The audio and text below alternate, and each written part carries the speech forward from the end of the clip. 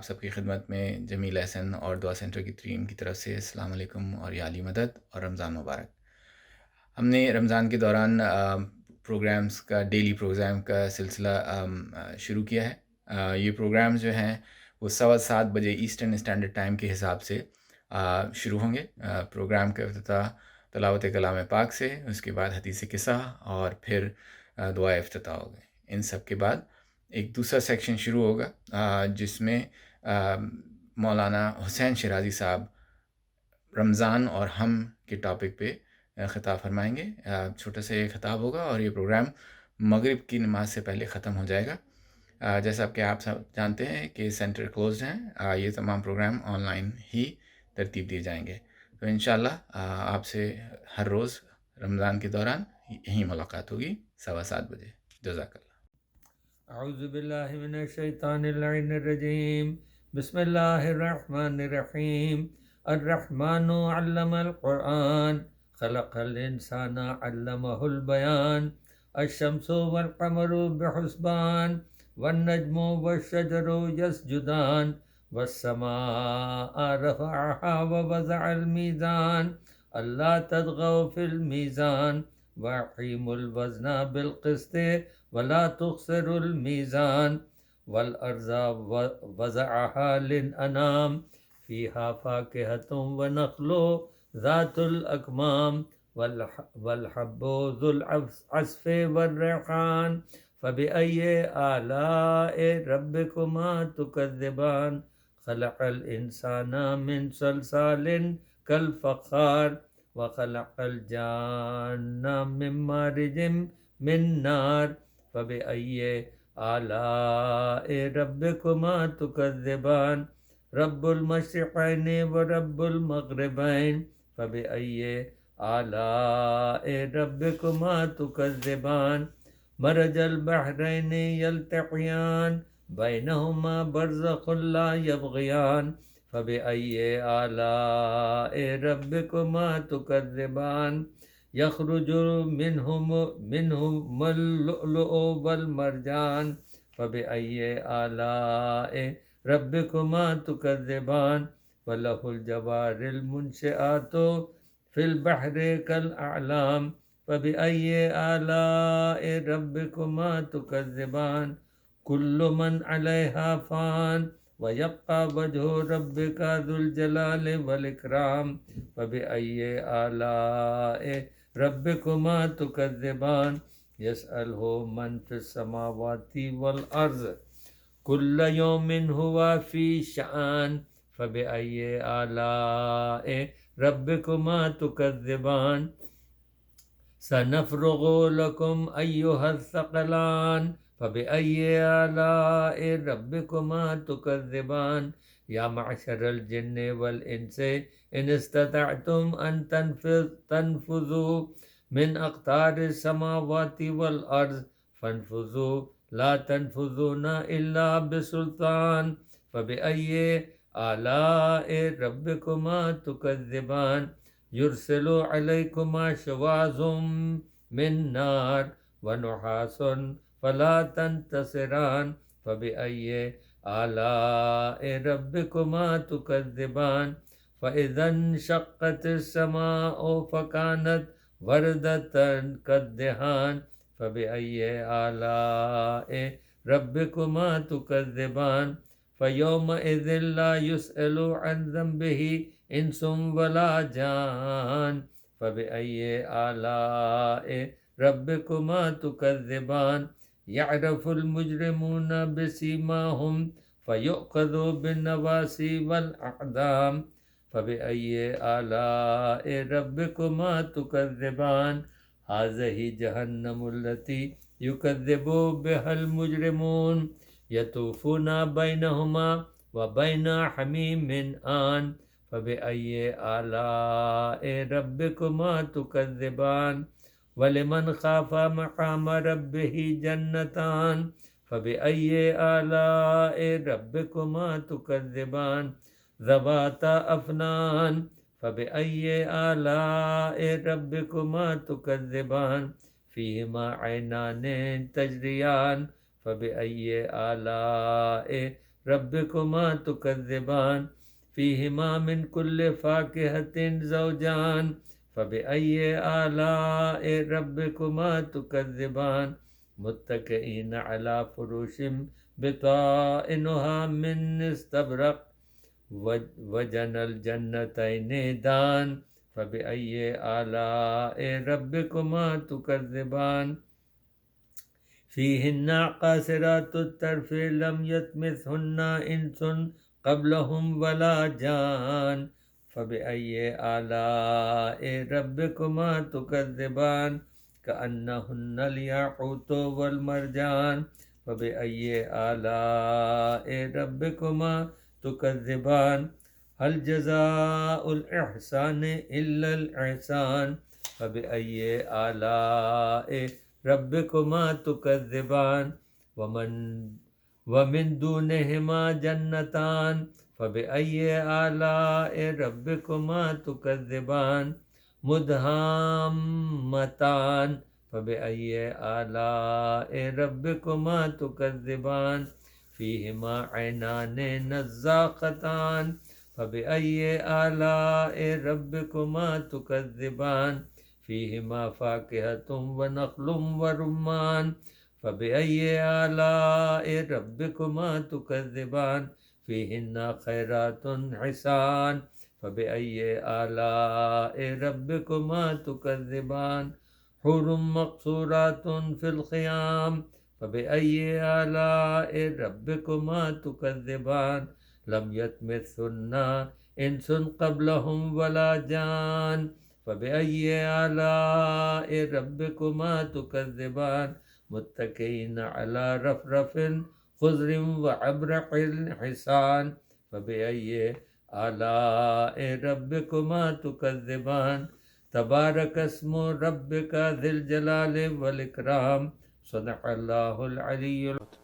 اللهم صل على محمد وآل محمد اللهم صل على محمد وآل محمد اللهم صل على محمد وآل محمد بسم الله الرحمن الرحيم عن جابر بن عبد الله الأنصاري عن فاطمة الزهراء عليها السلام بنت رسول الله قال سمعت فاطمة أنها قالت دخل علي أبي رسول الله في بعض الأيام فقال السلام عليك يا فاطمة فقلت عليك السلام قال إني أجد في بدني زعفا فقلت له أعوذك بالله يا أبتع من الزعف فقال يا فاطمة ائتيني بالكساء اليماني فغطيني به فأتيته بالكساء اليماني فغطيته به وصرت أنظر إليه وإذا وجهه يتلالع كأنه البدر في ليلة تمامه وكماله صلى على محمد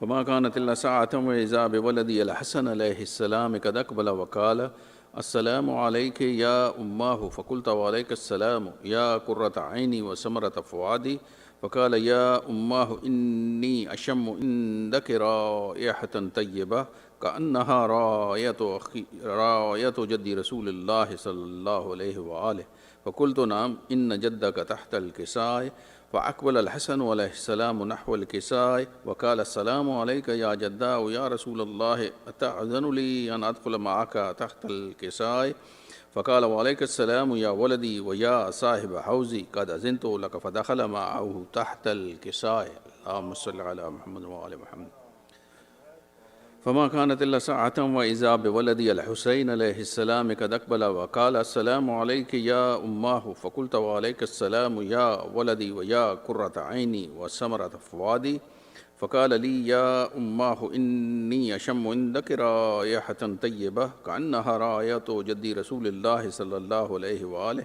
فقلت نعم إن جدك وحاك تحت الكساء ودنا الحسين عليه السلام نحو الكساء وقال السلام عليك يا جداه السلام عليك يا من اختاره الله أتأذن لي أن أكون معكما تحت الكساء فقال وعليك السلام يا ولدي ويا شافع أمتي قد أذنت لك فدخل معهما تحت الكساء اللهم صل على محمد وآله فأقبل عند ذلك أبو الحسن علي بن أبي طالب وقال السلام عليك يا بنت رسول الله فقلت وعليك السلام يا أبا الحسن ويا أمير المؤمنين فقال يا فاطمة إني أشم عندك رائحة طيبة كأنها رائحة أخي وابن عمي رسول الله. فقلت نعم، ها هو ما ولديك تحت الكساء. فأقبل علي عليه السلام نحو الكساء وقال السلام عليك يا رسول الله، أتأذن لي أن أكون معكم تحت الكساء؟ قال له عليك السلام يا أخي ويا وسي وخليفتي وصاحب اللواء، قد أذنت لك. فدخل علي عليه السلام تحت الكساء صلى الله عليه وسلم. ثم أتيت نحو الكساء وقلت السلام عليك يا أبتاه يا رسول الله، أتأذن لي أن أكون معكم تحت الكساء؟ قال وعليك السلام يا بنتي ويا بضعتي، قد أذنت لك. فدخلت تحت الكساء. صلى على محمد وعلى محمد. فلما اكتملنا جميعا تحت الكساء أخذ بي رسول الله بطرفي الكساء وأو معي بيد اليمنى إلى السماء وقال اللهم إن هؤلاء أهل بيتي وخاصتي وحامتي، لحمهم لحمي ودمهم دمي، يعلمني ما يعلمهم ويحزنني ما يحزنهم، أنا حرب لمن حاربهم وسلم لمن سالمهم وعدو لمن عاداهم ومحب لمن أحبهم، إنه مني وأنا منهم.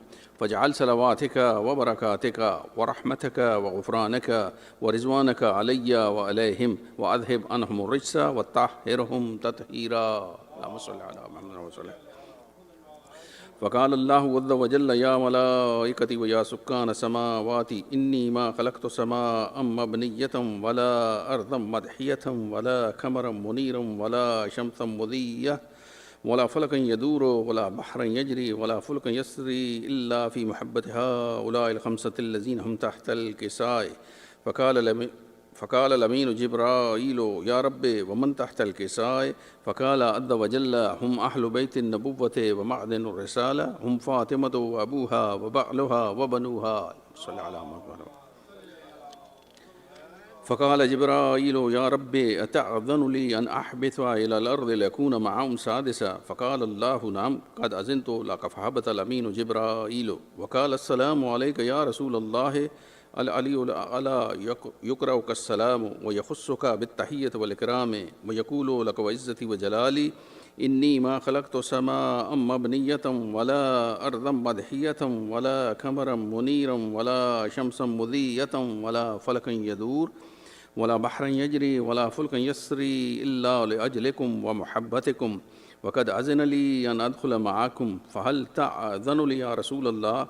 فقال رسول الله وعليك السلام يا أمين وحي الله إنه نعم، قد أذنت لك. فدخل جبرائيل معنا تحت الكساء. صلى على محمد وعلى. فقال لي إن الله قد أوحى إليكم يقول بسم الله الرحمن الرحيم إنما يريد الله ليذهب عنكم الرجس أهل البيت ويطهركم تطهيرا. صلى على محمد.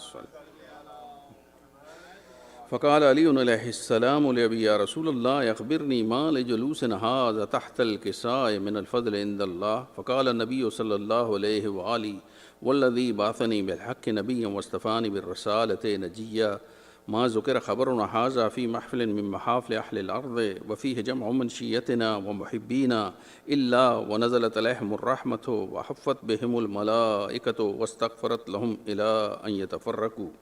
فقال علي عليه السلام إذن والله فزنا وفاز شيتنا ورب الكعبة. صلى على محمد. صلى على. فقال النبي ثانيا يا علي والذي بعثني بالحق نبيا واصطفاني بالرسالة نجيا، ما ذكر خبرنا هذا في محفل من محافل أهل الأرض وفيه جمع من شيتنا ومحبنا وفيهم محموم إلا وفرج الله همه ولا مغموم إلا وكشف الله غمه ولا طالب حاجة إلا وقضى الله حاجته. فقال علي عليه السلام إذن والله فزنا وسعدنا وكذلك شيتنا فازوا وسعدوا في الدنيا والآخرة ورب الكعبة. أعوذ بالله السميع العليم من الشيطان اللعين الرجيم. بسم الله الرحمن الرحيم. اللهم صل على النبي الأمي العربي الهاشمي القرشي المكي المدني الأبرعي التهامي والسراج المزي الكوكب الدري صاحب الوقار والسكينة المدفون بأرض المدينة العبد المؤيد والرسول المسدد المصطفى الأمجد المحمود الحميد الحامد الأحمد حبیب الہ العالمین ابی القاسم محمد اللہم صلی علی محمد وآل محمد والصلاة والسلام علی الحسین وعلی علی ابن الحسین وعلی اولاد الحسین وعلی اصحاب الحسین وعلی ازواج الحسین وعلى إخوة الحسين وعلى أخوات الحسين الذين بذلوا مهجهم دون الحسين وعلى الأرواح التي حلت بفناء الحسين. أما بعد، فقد قال الله الحكيم في القرآن الكريم: بسم الله الرحمن الرحيم، يا أيها الذين آمنوا كتب عليكم الصيام كما كتب على الذين من قبلكم لعلكم تتقون. وقال النبي صلى الله عليه وآله: قال الله تبارك وتعالى في حديث القدسي: الصوم لی وانا اجزی بہ. خداوند قدوس ہماری اس عبادت ناقصہ کو اپنی بارگاہ میں قبول و منظور فرمائے. صدقہ محمد و آل محمد کا. جو مومن و مومنات دنیا کے جس گوشت و کنار میں آباد ہیں ان کے جان مال عزت کی حفاظت فرمائے. جمیع بنی نوع انسان کو خصوصاً مومن و مومنات کو اس وبا سے نجات عطا کرے اور ہر قسم کی بلاؤں سے محفوظ رکھے. ہمارے وارث کو خدا جلد از ظہور عطا فرمائے. ہماری آنکھوں کو زیارت امام زمان سے منور کرے. ہمارے آقا و سردار کو خدا ہم سے راضی فرمائے. خدا آل سعود اور آل خلیفہ کو نیست و نابود فرمائے. اور جو مومن و مومنات اس دنیا فانی سے انتقال کر گئے ہیں ان کو جوار رحمت میں جگہ عطا فرمائے. آپ تمام حضرات سے ایک دفعہ سورہ الحمد کی التماس ہے. جمیع مومنین مومنات کئی سال کے لیے اپنے مرحومین مرحومات، دعا سینٹر کے جو معاونین ہیں ان کے مرحومین مرحومات، اور بالخصوص جن مرحومین کے نام میں لے رہا ہوں: سید تعریف علی کاظمی، سید ظہور الحسن رضوی، وجاہت بیگم، کنیز بطول، افتخار حسین، جمشید شاہ صاحب کی فیملی کے جو مرحومین مرحومات ہیں ان کے لیے سورہ فاتحہ. بسم اللہ الرحمن الرحیم. الحمد للہ رب العالمین الرحمن الرحیم مالک یوم الدین ایاک نعبد و ایاک نستعین اهدنا الصراط المستقیم صراط الذین انعمت علیہم غیر المغضوب علیہم ولا الضالین. اللهم ثوابها الى ارواح جميع المؤمنات. محترم ناظرین و ناظرات، مومنین و مومنات، آپ کی خدمت میں پچھلے تقریباً 6 دن سے یہ جو ماہ مبارک کے دروس کا سلسلہ ہے اس میں ماہ مبارک کے وجوب صیام کی جو آیت ہے اسی کے ذیل میں اپنی گزارشات پیش کر رہا ہوں کہ جس میں خداوند قدوس فرماتا ہے کہ اہل ایمان تم پہ روزے فرض کر دیے گئے جیسا کہ تم سے پہلے والی امتوں پہ فرض تھے. اور یہ فرضیت روزہ کیوں ہے؟ لعلکم تتقون، تاکہ تم صاحبان تقوی بن جاؤ. یعنی فرضیت ماہ مبارک رمضان کہ اس میں روزے رکھنے ہیں، اس کا رزلٹ کیا ہے کہ تاکہ ہم میں تقوی کے آثار نمودار ہو جائیں. اسی تقوی کے حوالے سے پچھلے 6 دن سے ہماری گفتگو جاری ہے اور ہم نے کہا کہ تقوی بنباس لینے کا نام نہیں ہے، تقوی جنگلوں میں نکل جانے کا نام نہیں ہے. متقی دنیا ترک نہیں کرتا، وہ دنیا میں دل نہیں لگاتا. یہ فرق ہے متقی اور غیر متقی میں. متقی وہ نہیں ہے کہ جو دنیا سے بالکل کنارہ کر جائے، جنگلوں میں نکل جائے، پہاڑوں میں نکل جائے، صحراؤں میں نکل جائے، انسانوں کی بستی کو چھوڑ دے. نہیں، تقوی نام ہے دنیا میں دل نہ لگانے کا. اور جو سادہ ترین اور آسان ترین ڈیفینیشن ہے تقوی کی وہ یہ ہے کہ جن چیزوں سے خدا نے منع کیا ہے اس سے اجتناب کرے، اور جن چیزوں کا خدا نے حکم دیا ہے ان کو بجا لائے، تو ایسا شخص متقی کہلاتا ہے اور اسی کو تقوی کہتے ہیں. اور اسی سلسلے میں ہم نے یہ بھی کہا کہ یہ تقوی اس لیے ہمیں مترتب نہیں ہوتا اور تقوی کے آثار اس لیے ہمیں خود میں نظر نہیں آتے کیونکہ جو تقوی کی پہلی منزل ہے جس سے تقوی اور خوف خدا دل میں پیدا ہوتا ہے وہ محبت خدا ہے. ہمارے قلوب اگر محبت خدا سے پر ہو جائے تو پھر ہم نافرمانی خدا سے ڈریں گے، پھر ہم خدا کے احکام بجا لائیں گے، پھر ہم خدا کی نافرمانی سے اس لیے ڈریں گے کہ وہ خالق ہم سے ناراحت ہو جائے گا، ناراض ہو جائے گا. تو یہ تقوی کی پہلی منزل ہے. یعنی تقوی متقی وہ جنگلوں میں جانے کا نام نہیں ہے، متقی اسی دنیا میں. اب میں یہاں پہ ایک مثال آپ کی خدمت میں عرض کروں. ماہ مبارک رمضان ہے، آپ تمام حضرات روزے سے ہیں، خدا کے حکم کی اطاعت کے لیے آپ نے پچھلے 16-17 گھنٹے سے کچھ نہیں کھایا، کچھ نہیں پیا، تو یہ وہ موقع ہے، وہ نورانی لمحات ہیں، وہ بابرکت گھڑیاں ہیں کہ جن میں نصیحت اور وصیت انسان پہ اثر کرتی ہے. میں آپ کی خدمت میں یہاں ایک موازنہ پیش کرنا چاہتا ہوں کہ ہمارے ہاں دیندار کس کو کہا جاتا ہے؟ متقی یعنی دیندار. دیندار کس کو کہا جاتا ہے؟ ہمارے ہاں دینداری کے جو پیرامیٹرز ہیں وہی غلط ہیں.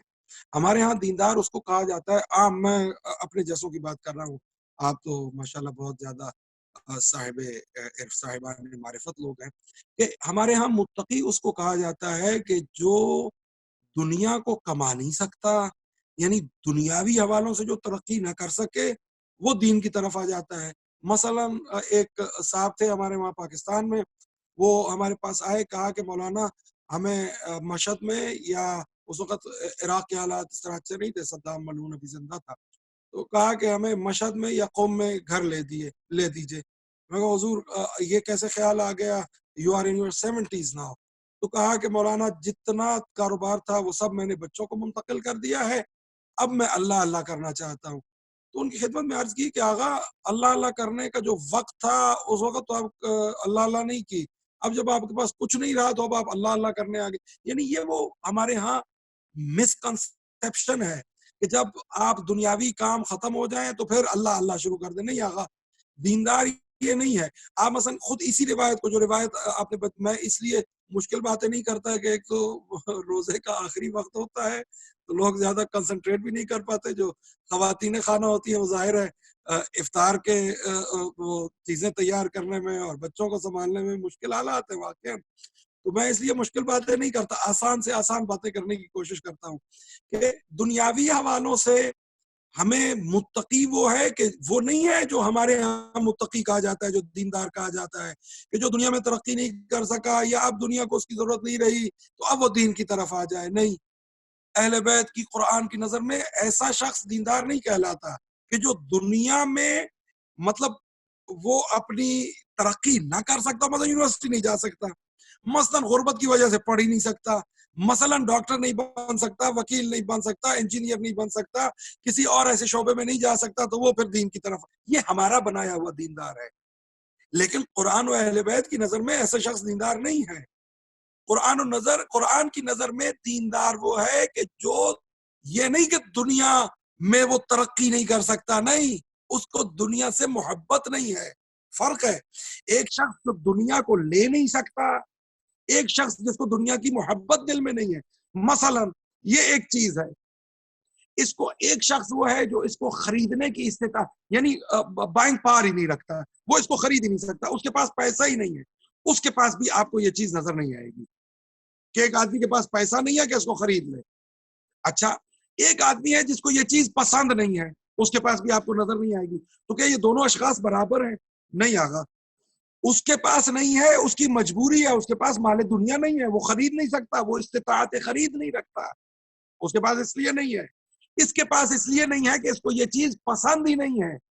یہ ہمارے اور خدا کے دیندار میں بھی یہی فرق ہے.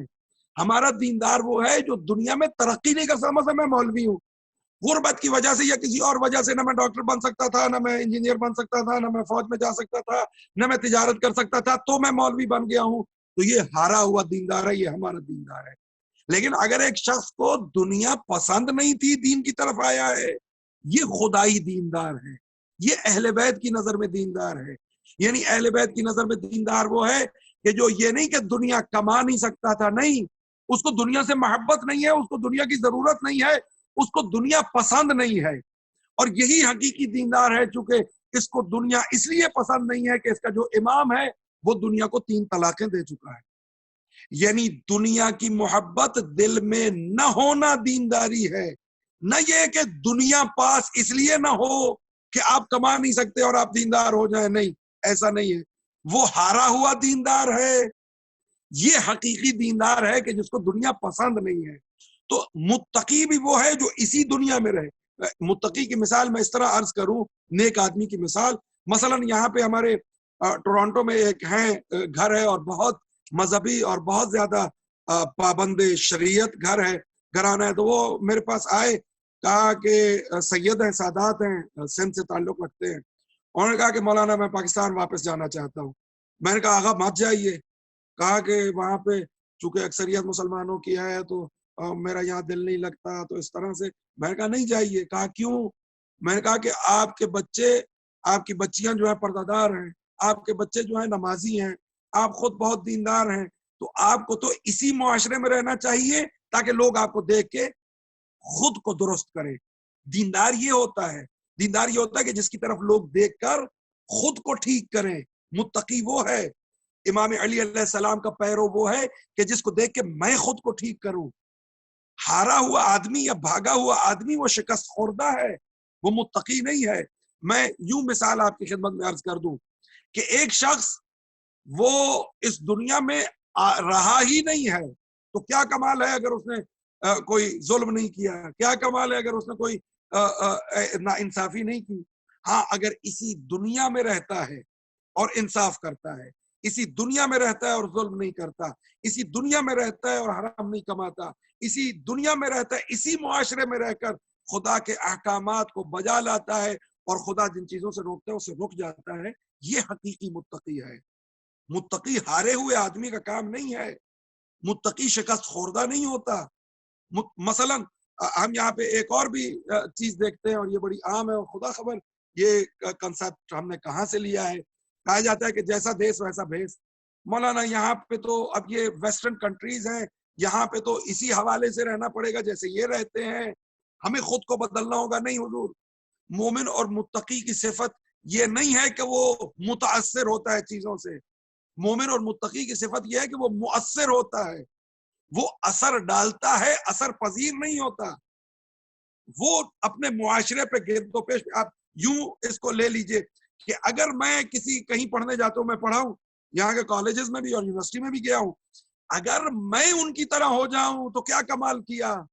کمال تو تب ہے کہ اگر وہ میری طرح ہو جائے. یعنی آپ پھر خود دیکھ لیں کہ کون زیادہ طاقتور ہے، وہ جس کی طرح آپ ہو گئے یا آپ کی طرح اگر دوسرے ایسا بننا چاہتے ہیں جیسے آپ ہیں. اور اسی کی طرف اشارہ کیا امام حسن عسکری علیہ السلام نے، فرمایا کہ کونوا لنا زینا ولا تکونوا لنا شیئا، ہمارے لیے باعث زینت بنو، باعث شرمندگی نہ بننا. کیا معنی میرے مولا؟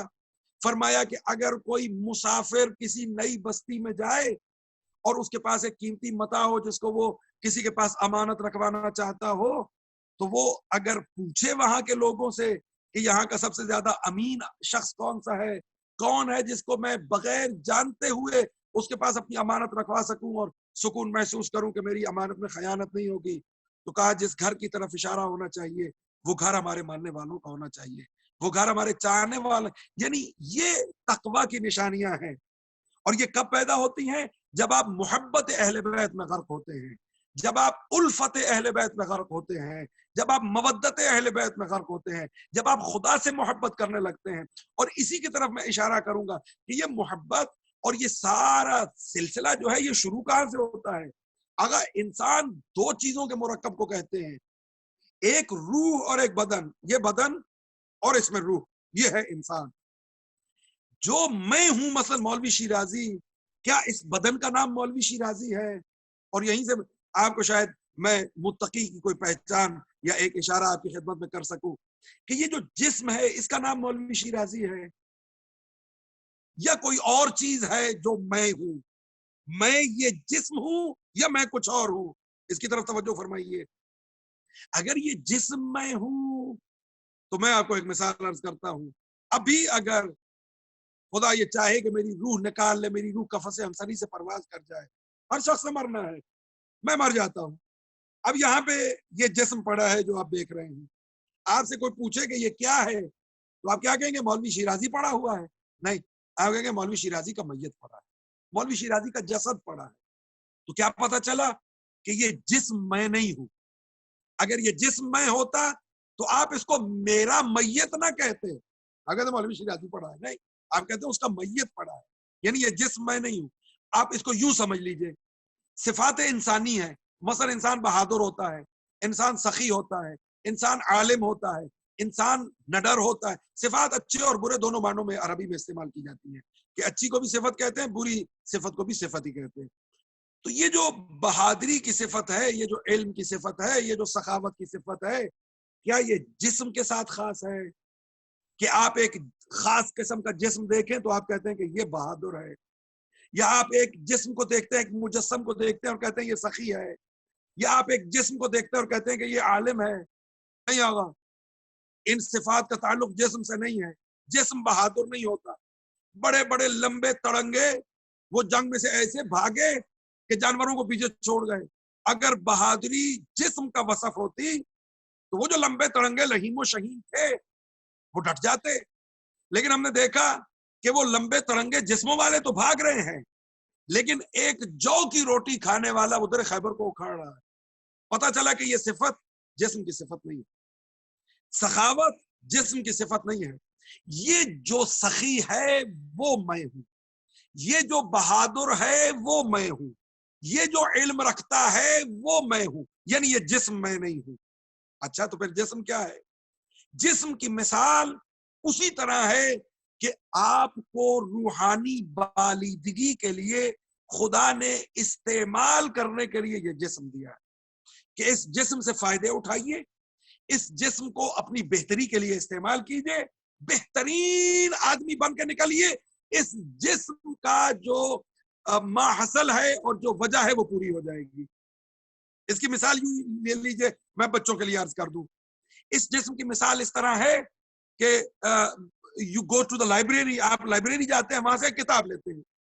اب اس کتاب کو آپ پڑھ سکتے ہیں، اس کتاب سے جتنے مطالب ہیں اخذ کر سکتے ہیں، اس کتاب سے آپ فوائد اٹھا سکتے ہیں، اس کتاب میں جتنا علم لکھا ہوا ہے وہ سارا آپ لے سکتے ہیں. لیکن وہ کتاب آپ کو لائبریری واپس کرنی ہے.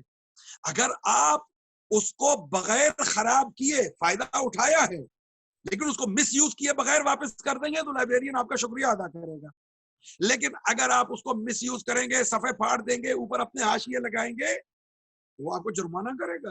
یہ جسم بھی اسی طرح ہے، اگر اس کو صحیح استعمال کریں گے تو یہ جسم بھی لطیف بن جائے گا روح کی طرح.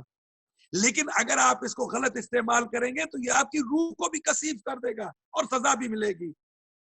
یعنی کیا معنی کہ یہ جسم میں خود تو کجا، یہ تو میری ملکیت ہی نہیں ہے، میں خود تو نہیں ہوں یہ جسم میری ملکیت بھی نہیں ہے. آپ کہیں گے مولانا آپ نے یہ کیسے بات کی، اس جسم کو میں استعمال کر سکتا ہوں، حق کے تصرف ہے میرے پاس. نہیں آگا، آپ کا یہ جسم نہیں ہے. اگر جسم آپ کا ہوتا تو یہ جان بھی آپ کی ہوتی، خودکشی حرام نہ ہوتی. اگر یہ جسم آپ کا ہوتا تو جسم کو نقصان پہنچانا حرام نہ ہوتا. آپ خود اپنے جسم کو نقصان نہیں پہنچا سکتے، حرام ہے. کیوں؟ اس لیے کہ امانت ہے یہ. اچھا میں اگر جواب میں کہوں کہ میں اپنی جان خود لے سکتا ہوں، میں اپنا بازو کاٹ سکتا ہوں، مجھے کون روک سکتا ہے؟ نہیں، یہ حق کا تصرف ہے. اگر اسی کو آپ ملکیت بھی مان لیں تو ملکیت دو طرح کی ہے. ایک ہے عرض میں ملکیت، چوڑائی میں، ایک ہے طول میں ملکیت، اونچائی میں. اگر خدا کو بھی آپ مالک مانیں اور خود کو بھی عرض میں یوں چوڑائی میں تو یہ شرک ہے کہ میں بھی مالک ہوں اور خدا بھی مالک ہے. نہیں، یہ طولی ملکیت ہے کہ میں یہاں پہ مالک ہوں، خدا یہاں پہ مالک ہے. تو یعنی یہ خود جسم میرا نہیں ہے.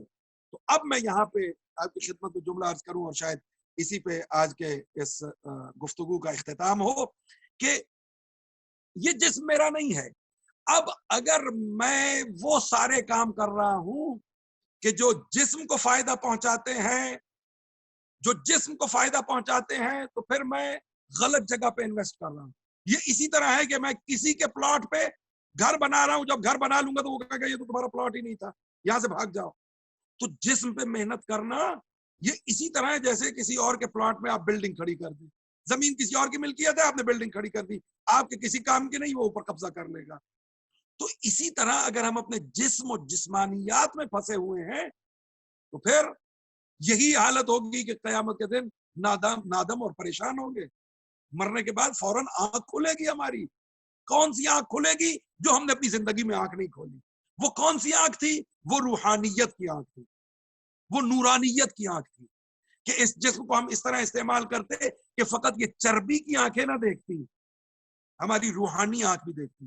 یہ ماہ مبارک رمضان اس موقع اور اس مناسبت سے بہت زیادہ اہمیت کا حامل ہے کہ اس ماہ سیام میں آپ اپنی روحانی آنکھ کو کھول سکتے ہیں، آپ کی نورانی آنکھ واہ ہو سکتی ہے. اور جب آپ کی روحانی آنکھ کھل جائے تو پھر مظلوم کربلا سے کسی نے پوچھا کہ آپ نے خدا کو دیکھا ہے؟ کہا کہ میں اندیکھے خدا کی کس طرح عبادت کر سکتا ہوں. کہا مولا کیسے دیکھا خدا کو؟ کہا کہ وہ ان آنکھوں سے نظر نہیں آتا، وہ جسم کی آنکھوں سے نظر نہیں آتا، وہ روح کی آنکھ سے نظر آتا ہے، وہ نورانی آنکھ سے نظر آتا ہے، وہ روحانی آنکھ سے نظر آتا ہے. اور جب انسان نورانیت اور روحانیت کے اس مرتبے پہ پہنچ جائے تو پھر کیا ہوتا ہے؟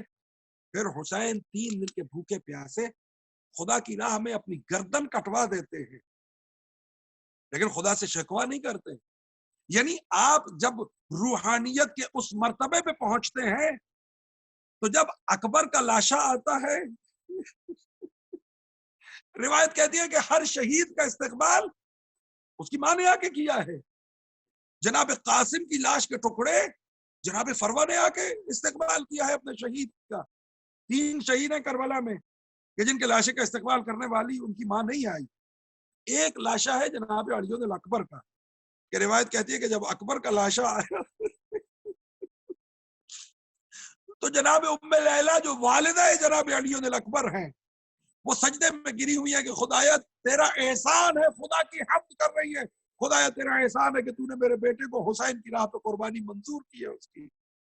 اور باقی 2 کون ہیں کہ جن شہداء کی میتوں پہ ان کی ماں نہیں آئی؟ وہ اون و محمد ہیں، زینب کے دونوں بیٹے ہیں۔ روایت کہتی ہے کہ جناب زینب اپنے بچوں کی میتوں کے استقبال کے لیے نہیں آئی۔ جب مدینے واپس گئی ہیں تو جناب عبداللہ ابن جعفر طیار نے پوچھا کہ زہرا کی بیٹی بچوں سے کوئی خطا ہو گئی تھی کہ ہر شہید کے لاشے کا استقبال کیا، اپنے دونوں بیٹوں کے لاشے کا استقبال نہیں کیا؟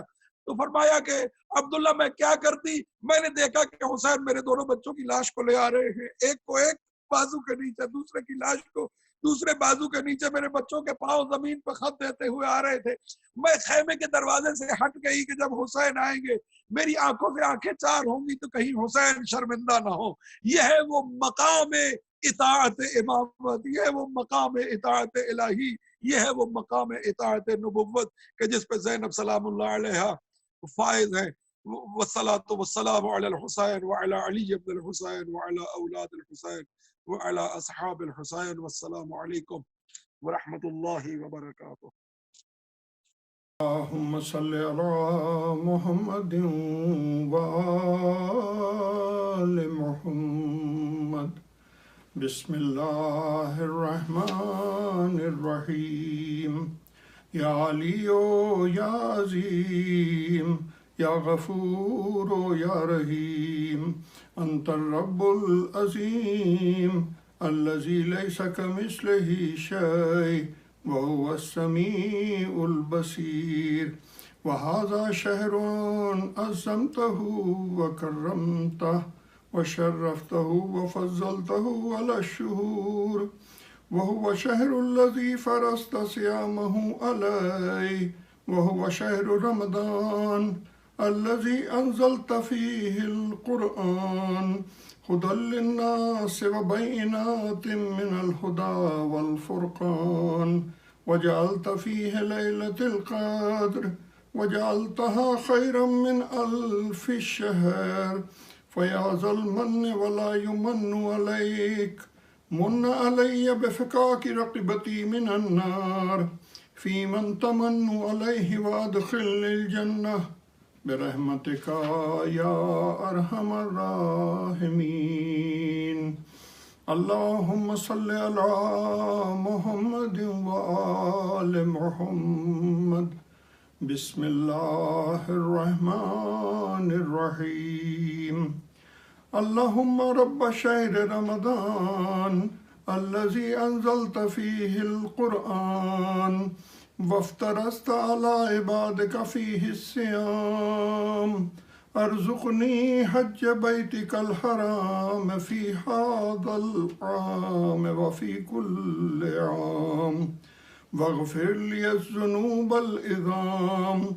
فإنه لا يغفرها غيرك يا رحمن يا الله اللهم صل على محمد وآل محمد بسم الله الرحمن الرحيم اللهم إني أفتتح السنة بحمدك وأنت مسدد للصواب بمنك وأيقنت أنك أنت أرحم الراحمين في موضع العفو والرحمة وأشد المعاقبين في موضع النكال والنقمة وأعظم المتجبرين في موضع الكبرياء والعظمة اللهم أذنت لي في دعائك ومسألتك فاسمع يا سميع مدحتي واجب يا رحيم دعوتي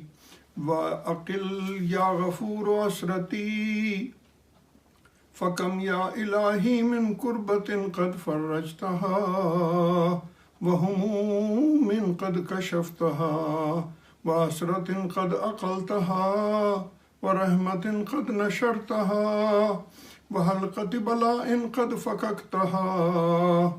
الحمد لله الذي لم يتخذ صاحبة ولا ولدا ولم يكن له شريك في الملك ولم يكن له ولي من الذل وكبره تكبيرا. الله أكبر الله أكبر الله أكبر. الحمد لله بجميع محامده كلها على جميع نعمه كلها.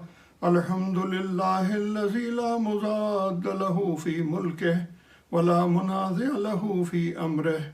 الحمد لله الذي لا شريك له في خلقه ولا شبيه له في عظمته. الحمد لله الفاشي في الخلق أمره وحمده الظاهر بالكرم مجده الباسط بالجود يده الذي لا تنقص خزائنه ولا تزيده كثرة العطاء إلا جودا وكرما إنه هو العزيز الوهاب. اللهم إني أسألك قليلا من كثير مع حاجتي بي إليه عظيمة وغناك عنه قديم وهو عندي كثير وهو عليك سهل يسير.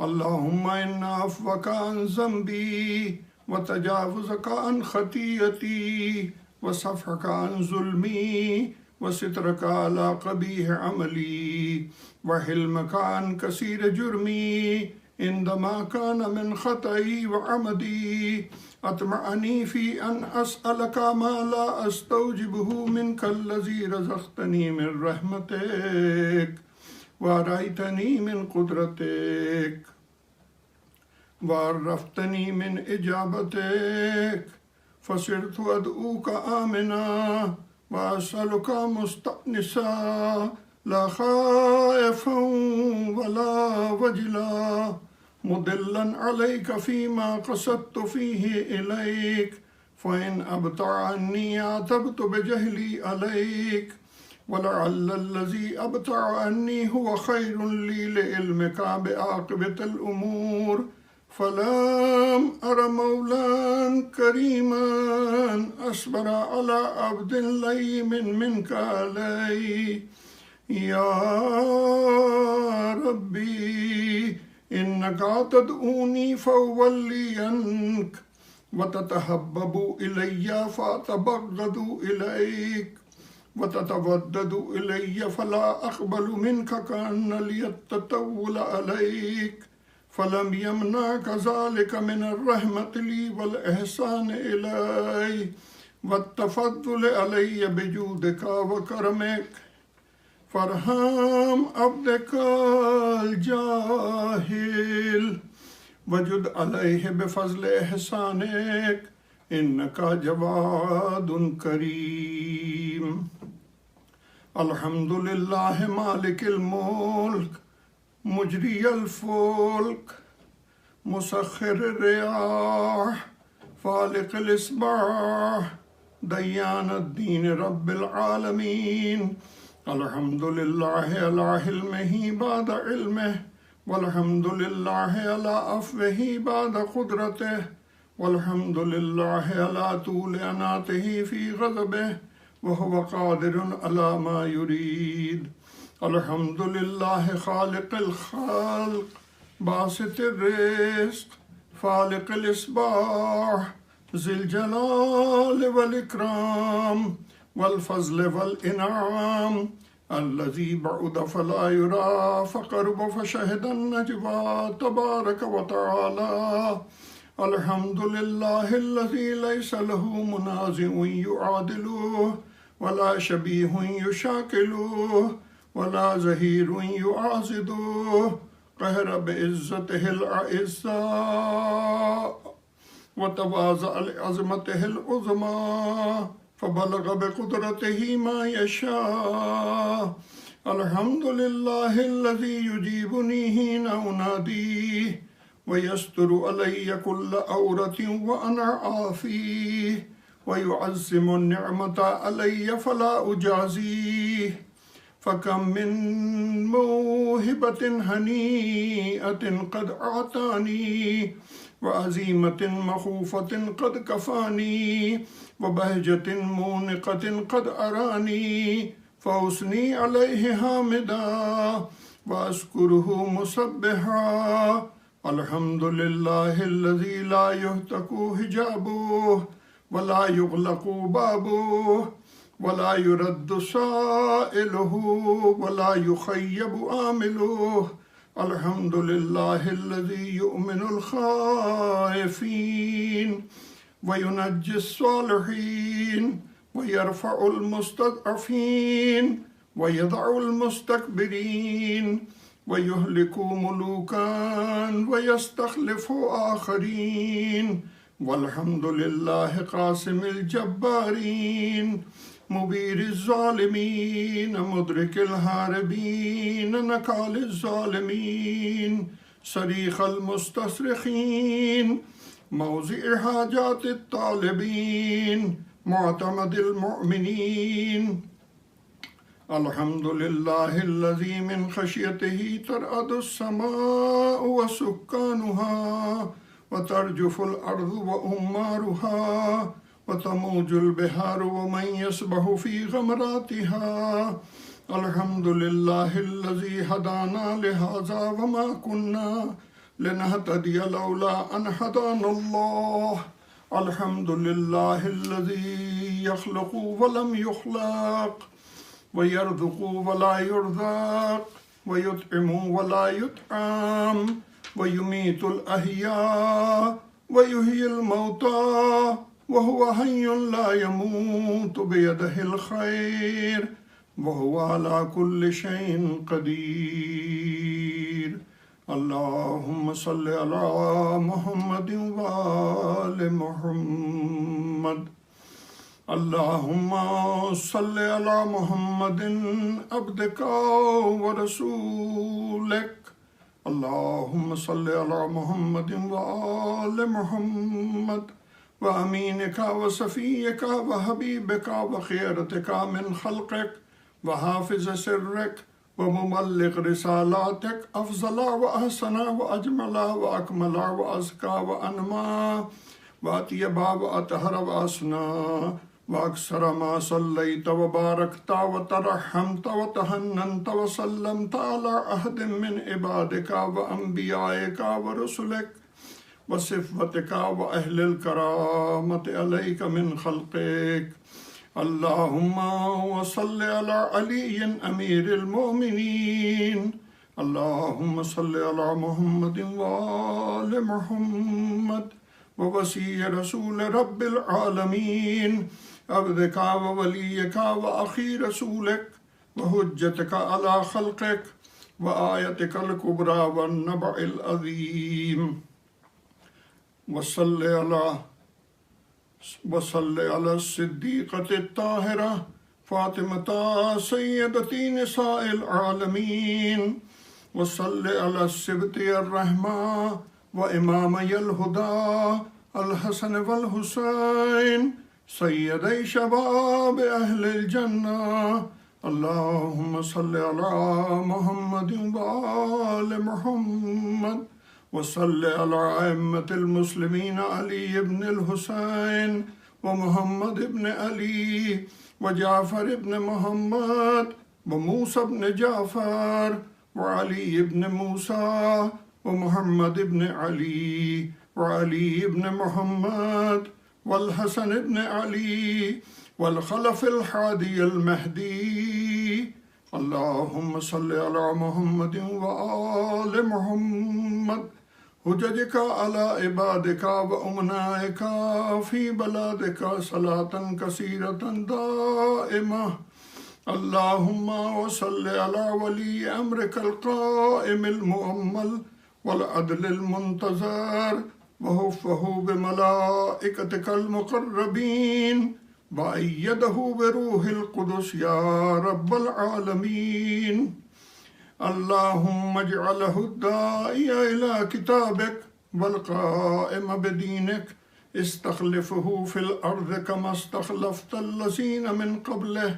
مكن له دينه الذي ارتضيته له.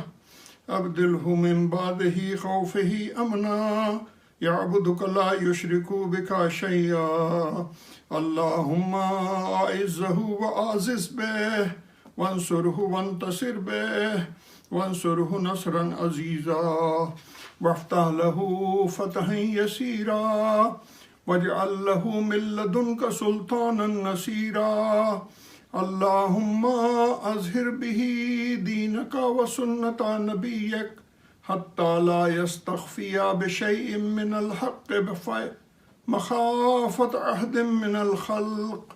اللهم إنا نرغب إليك في دولة كريمة تعز بها الإسلام وأهله وتذل بها النفاق وأهله وتجعلنا فيها من الدعاة إلى طاعتك والقادة إلى سبيلك وترزقنا بها كرامة الدنيا والآخرة. اللهم ما عرفتنا من الحق فحملنا وما قصرنا عنه فبلغنا.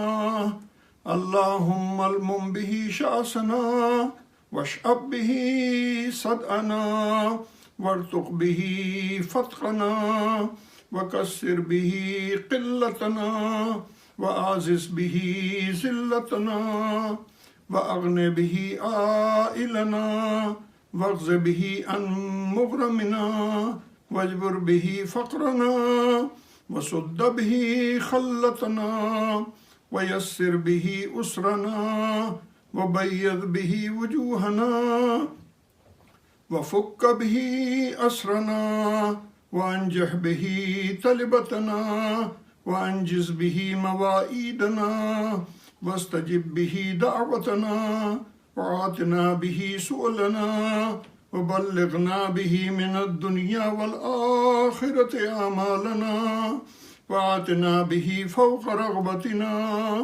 يا خير المسؤولين وأوسع المعطين. اشف به صدورنا وأذهب به غيظ قلوبنا واهدنا به لما اختلف فيه من الحق بإذنك إنك تهدي من تشاء إلى صراط مستقيم.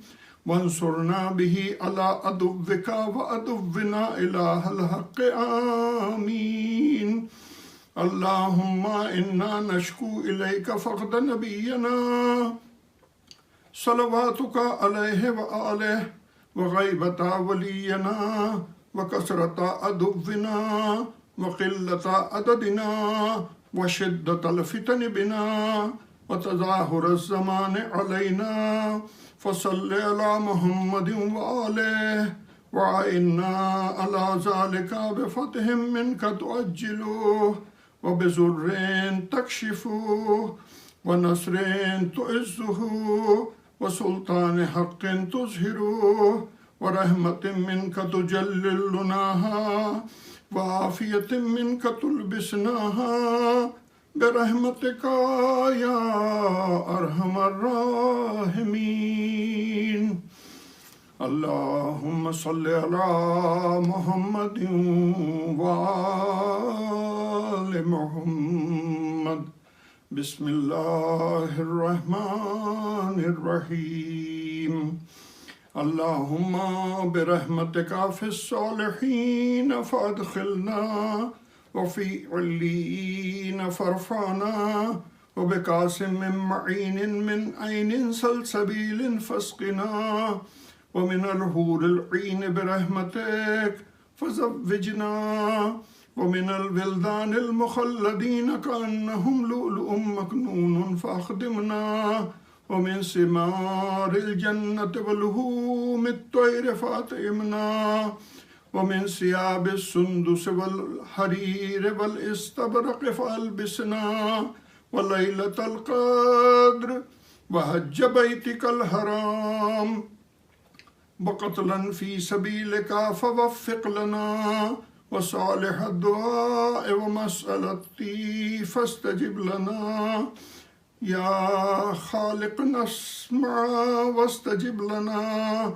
وإذا جمعت الأولين والآخرين يوم القيامة فارحمنا وبراءة من النار فاكتب لنا وفي جهنم فلا تغلنا وفي عذابك وهوانك فلا تبتلنا ومن الزقوم والزري فلا تطعمنا ومع الشياطين فلا تجعلنا وفي النار على وجوهنا فلا تكببنا ومن ثياب النار وسرابيل القطران فلا تلبسنا ومن كل سوء يا لا إله إلا أنت بحق لا إله إلا أنت فنجنا اللهم صل على محمد وآل محمد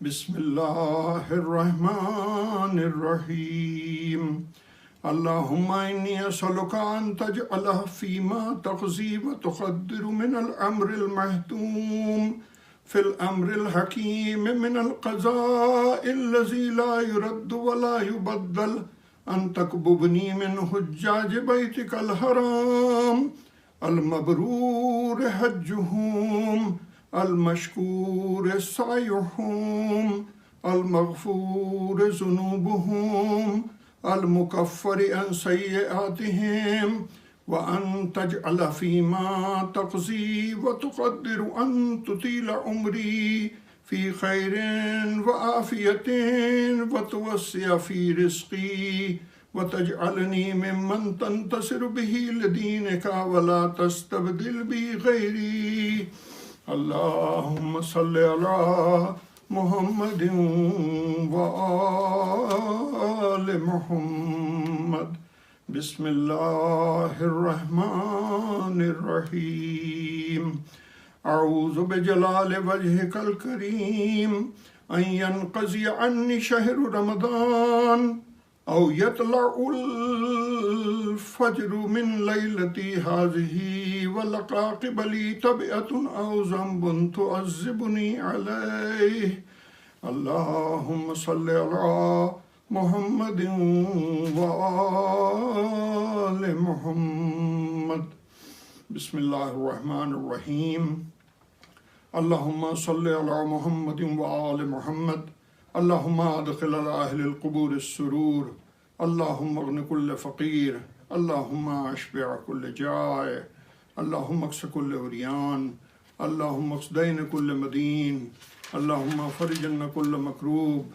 اللهم رد كل غريب اللهم فك كل أسير اللهم أصلح كل فاسد من أمور المسلمين اللهم اشف كل مريض اللهم اشف كل مريض اللهم اشف كل مريض اللهم سد فقرنا بغناك اللهم غير سوء حالنا بحسن حالك اللهم اغزنا الدين واغننا من الفقر إنك على كل شيء قدير اللهم صل على محمد وآل محمد